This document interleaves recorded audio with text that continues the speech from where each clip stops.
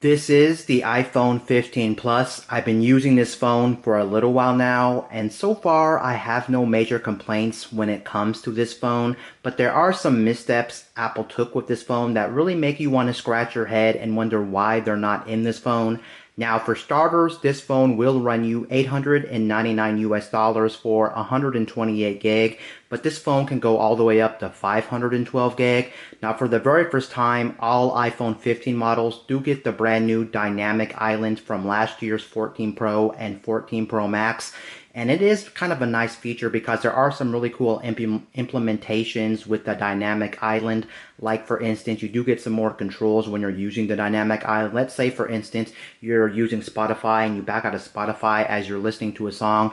All your controls for Spotify will be at the top of the screen with the dynamic island, and if you hold down on the dynamic island, you will get some volume controls. And there's some other apps that use that feature as well. Like, for instance, there are some airline applications, like if you are on a flight and you want to see all your information for your flight, it's going to be on the dynamic island. There's also things like timers you can store on the dynamic island itself. So there are some really good uses for it, but that's about it. And then for all iPhone 15 models, regardless of which model you go with, they all do support USB Type-C charging, and that is a big deal if you ask me personally, because that no longer means you have to bring a separate cable around just to charge your phone. I never was a big fan of Lightning. It was slow, and then it was also proprietary, and I just never liked it. So it is great we are using USB Type-C this year. That does mean you just bring one cable around for everything, because of course everything in the industry is pretty much USB Type-C across the board, and it is very strange they never actually implemented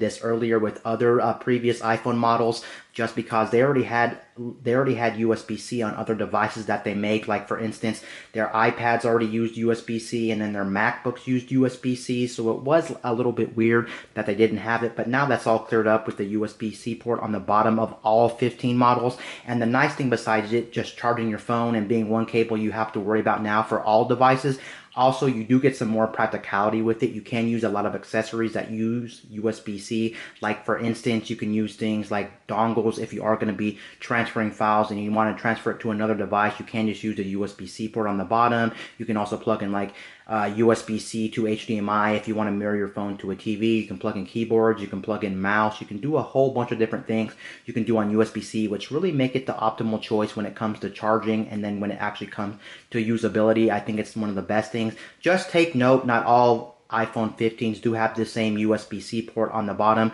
When it comes to transfer speeds, if you are going to be using the USB-C port on the bottom for transferring files, the base 15 and 15 Plus only do support USB 2.0 speeds for the USB-C port at the bottom. If you want faster speeds, USB 3 speeds, you will have to get a 15 Pro or a 15 Pro Max when it comes to that. And then for charging, for some reason, even though they went over to USB-C for the very first time with the 15 line, you are still going to be locked at 20 watts when it comes to charging, and that's kind of unacceptable considering that there's other phones on the market that already charge faster than 20 watts, and that's really unacceptable as well, since they've had 20 watts for practically ever at this point. So it's kind of strange that we're stuck on 20 watts, but it is what it is when it comes to that. Now let's talk about the iPhone 15 Plus. Now the iPhone 15 Plus is a very interesting phone because the 15 Plus is basically just a cut down version of the 14 Pro Max. Is that a bad thing? Is that not a bad thing? That's really going to be subjective, and you may be wondering right away, why wouldn't you just go with a 14 Pro Max if this is pretty much just a worse version of the 14 Pro Max? Just get that instead of the 15 Plus.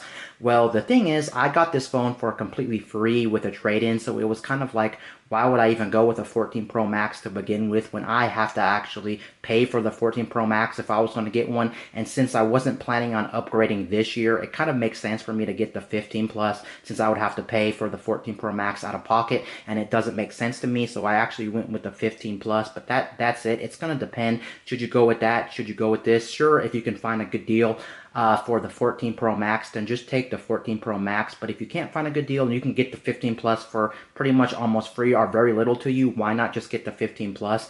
That's what I'm thinking there when it comes to that. And everything across the board is exactly the same pretty much when it comes to this and the 14 Pro Max. For starters, you are getting the same A16 Bionic chip with 6 gigs of RAM. You're also getting the same screen. You're also getting the same screen resolution pretty much. You're also getting the same brightness when it comes to the nits of the display. You're also getting pretty much the same exact design as the 14 Pro Max for the most part. You're also getting all the same iOS features for the most part. Everything is pretty much exactly the same across the board between this and that, but there are some differences that are actually cut out of this year's 15 Plus that were in the 14 Pro Max. For starters, you don't get that extra telephoto lens on the back, and that telephoto lens I think was 3x, but for me that does not matter. It's nice they actually cut it out in my opinion, because honestly you don't need it considering that this phone still takes really good pictures, and it would make the phone a little bit more heavier, and I'm actually really glad they don't have it, because I never used a telephoto to begin with when I had phones that had an extra telephoto lens, so that's nice. It's not a big deal to me, but it may be to some people. Not having a telephoto lens may actually be annoying to some people, but just keep that in mind. No telephoto lens on this phone. Another thing you don't get with this phone that was on the 14 Pro Max is you don't get an always on display, and that's not really a big deal, but there is a feature in iOS where if you're charging your phone and you are using it, I think with MagSafe, and you turn it horizontally, you can use this as like a little clock with the always on display. But with this one you can't really use that feature, even though technically it does support it, because your phone will always turn off since it doesn't have an always on display. So just keep that in mind. You won't really be able to use that correctly, and that is kind of a shame that I don't have it in this phone. It should be kind of like a no-brainer. It should be in this phone, but the always on display is not on this phone. I think it's due to the fact that I'm going to talk about this next. It also doesn't have Pro Motion, and I think with not having Pro Motion on the display, I don't think you can actually have always on display, so that's why they don't have always on display, since this does not have Pro Motion. And a lot of people are going to tell you so many different things with Pro Motion, but for me it does not bother me. I actually used other devices with Pro Motion, and I can live with this phone just fine without Pro Motion, but I'm not trying to defend their decision here, because I think it's very strange that this phone does not have Pro Motion, just considering the price is $899, and considering this is just a cut down 14 Pro Max. That's a really strange decision to me. Why not just put it in the phone? I'm guessing Apple just said, well, most people don't care about it, most people don't understand it. A lot of people who buy iPhones are casual people who just buy iPhones and just want them to work. That's why they didn't put them in this phone. Or it also could be the fact that they want you to try to go up to the pro level iPhones this year, and I'm kind of like, yeah, we'll miss some features here and there, like the always on display, the telephoto lens, the Pro Motion, and we'll kind of give them to the Pro and Pro Max, so you're kind of tempted to want to buy the extra phone to get those features. But honestly, I don't think any of those features really do matter when it comes to this phone. It does suck again that this phone is $899, so it's kind of like, why didn't they just put them in this phone? Because there are cheaper phones on the market that pretty much have all of those features that I just mentioned that aren't on the 15 Plus. So just take that for what it is, but everything else is the same. But that's not necessarily a bad thing. Now let's quickly touch on the differences between the 15 Plus and the 15 Pro Max, because there are some differences. One difference is, of course, you are going to be getting that telephoto lens if you do decide to upgrade to the 15 Pro Max this year. And then on top of that, of course, you will get the Pro Motion display, where the display is much more smoother, instead of this phone being a little bit less smoother when you're actually scrolling through the UI and doing everything on your phone. You also only get Wi-Fi 6 with the 15 Plus, whereas the 15 Pro Max this year, you do get Wi-Fi 6E speeds, but I don't think that's a really big deal, because Wi-Fi 6 is still really modern, and a lot of people are still using Wi-Fi 6 equipment. It'll also depend on what type of speed you get, what type of internet you actually, what actual internet you actually have and stuff like that. So take that for what it is. Now, this phone compared to the Pro Max this year does actually have a different processor. Again, like I said, this phone does have the A16 from last year's Pro level phones. And the Pro Max and Pro do have the A17 chip this year, and that chip does have one advantage. For most people, it's not going to matter, because a lot of people can't tell you the difference between one chip to another, and those are so close together when it comes to performance, you wouldn't know. They're still extremely powerful chips, but the one thing you do get on the A17 chips that you can't get on any other chips that Apple makes is you do get to play console quality games on the iPhone, which is actually pretty impressive considering the body of these phones and how small they are. For starters, you can play games like Resident Evil Village, which is pretty impressive considering you only see those games on like PlayStation and Xbox and PC. So for phone that's really small that fits in your pocket. That's pretty impressive with the A17. And then, of course, that chip does also support accelerated ray tracing. So if you know what ray tracing is when it comes to video games and things, that's actually pretty impressive as well. And besides that, that's pretty much it when it comes to this phone versus the 15 Pro Max. So my final answer is, should you buy this phone or should you not buy this phone? Honestly, I think this phone is a go.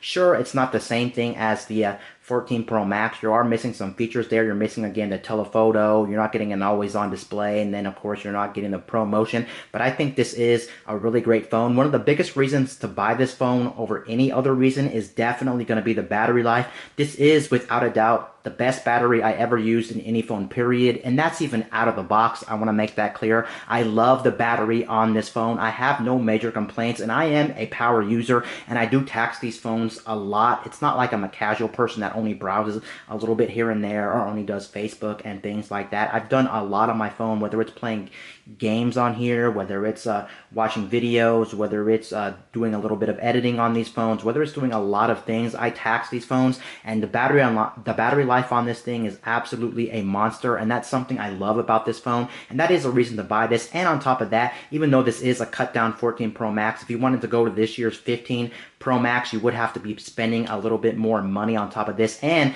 if you want their cheap option, their cheaper option, I would say, that does have a bigger screen, the 6.7-inch screen, this is the one to go with. But in terms of battery life, the battery life is phenomenal, and that's an understatement. I think I'm getting well over 10 hours of screen on time with this phone. Sometimes I'm even getting more close to 16 hours of screen on time with this phone. I can even go about 2 days before this phone needs a recharge in my best case scenario. Even in my worst case scenario, where I have the brightness maxed out, where I'm taxing the phone, where it's almost on all the time when I have free time, and I'm using it pretty much around the clock when I'm free, I can tell you the battery just will not die on this phone. I don't know what they did. I think it's the combination of the older A16, and then on top of that, you don't have Pro Motion. Pro Motion does waste more battery, even with those 5G signals, because in my area now, I do finally have that sweet 5G speeds, and I'm getting really fast speeds when it comes to chip on this as well. I'm getting 400 to 500 down, which is plenty fast for what my needs are, and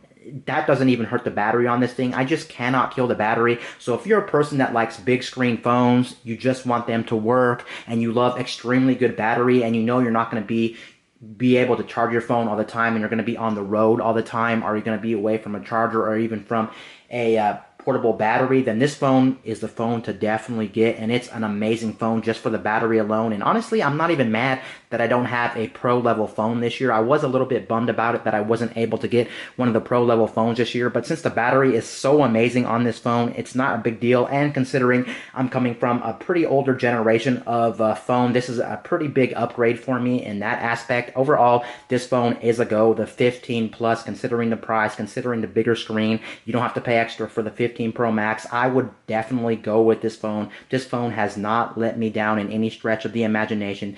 And yeah, that's pretty much going to wrap up this video talking about the 15 Plus. I love this phone, but it's going to be up to you if you want to go with this or still try to go get an old 14 Pro Max for yourself. It's really hard to say, but I love this phone, and this phone is an amazing phone, especially in the battery department. And yeah, that's going to wrap up this video. Anyway, guys, this is Wayne signing out.